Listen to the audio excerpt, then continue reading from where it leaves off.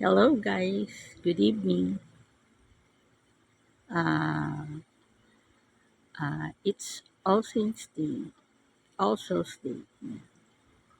Um, Ating sariwain ang pagkamatay ng ating mga mahal sa buhay, ang ating loved ones, at also gunitain din natin ang pagkamatay ng 30,000 na victims ng drug wars at 61 na lawyers na namatay din sa drug war. So, i-analyze natin yung mga pangyayari nung panahon ni Duterte. So, napag-isip ko na yung drug wars na yan, ginagamit lang ni Duterte para libangin yung taong bayan habang nagpapatayan sa war on drugs, pinapatay yung mga drug addicts, 30,000 at mga lawyers without due process in court. Dinadahilan ni Duterte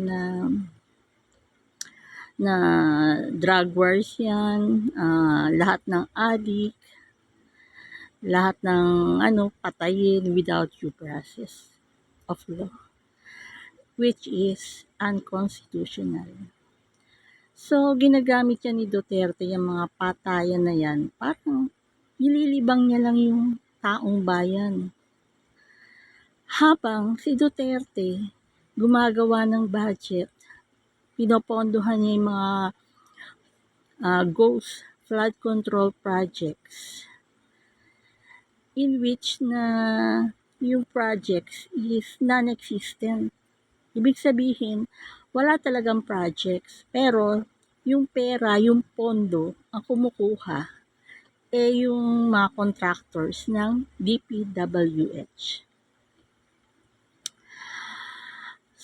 So, walang kumukontrang senador, congressman sa lower and upper house. Dahil, binibigyan din pala sila ng pondo. Pati yung judicial. Dahil as per our Philippine Constitution, meron check and balance yan. Pag hindi tama yung ginagawa ng executive ni Rodrigo Duterte, dapat chine-check yan ng lower and upper house ng Senate at Congress at Judicial. Pero sa panahon ni Duterte, walang kumukontra, walang check and balance. Yung lower and upper house, hindi kumukontra sa gusto ni Duterte. Pati yung judicial, yung pala, nagkakaroon pala, may sabuatan. So, ginagamit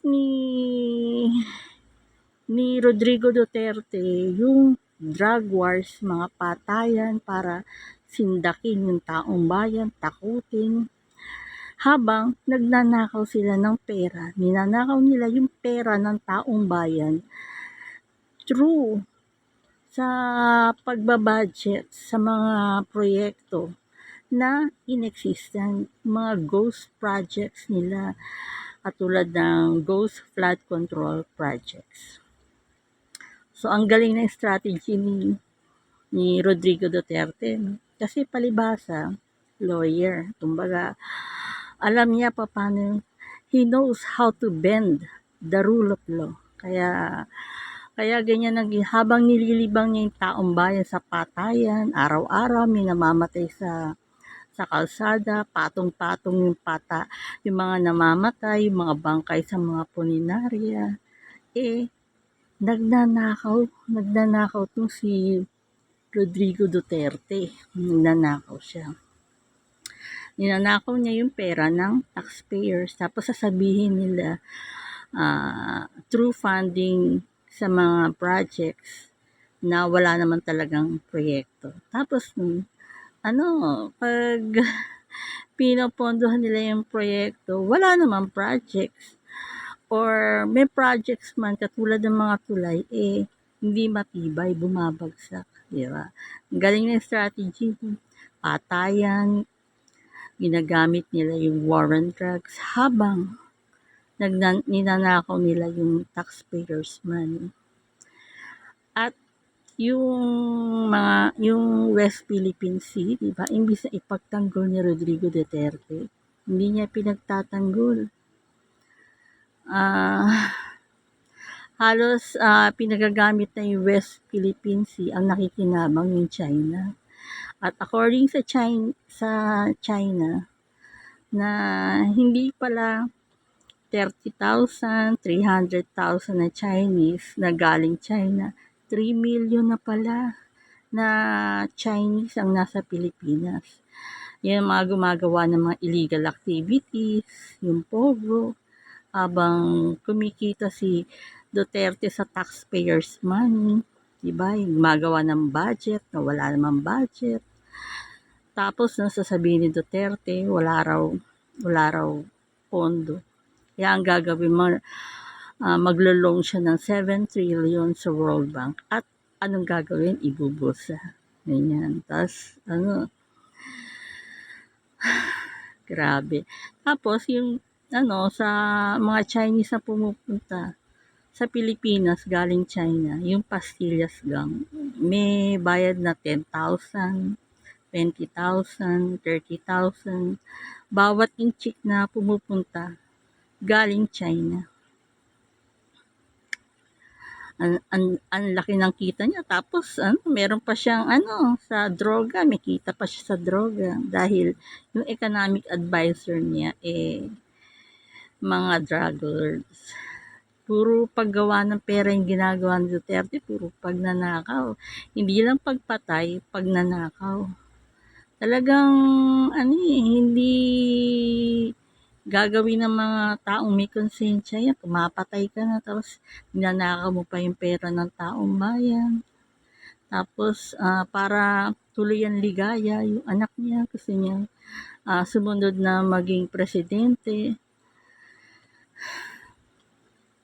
So, ngayon, alam na ninyo, taong bayan, kung ano talaga yung strategy ni Rodrigo Duterte. Kaya, minsan nagtataka ako, bakit yung mga TDS, kung todo ang pagtatanggol kay Rodrigo Duterte, ngayon, nakita ko na yung mga trolls pala, yung hindi nga natin alam yung mga DDS na yan, kung tao pa yan, or mga inchik yung mga kausap natin dyan, na tinatranslate lang sa Tagalog, or mga maaaring yung mga DDS na yan.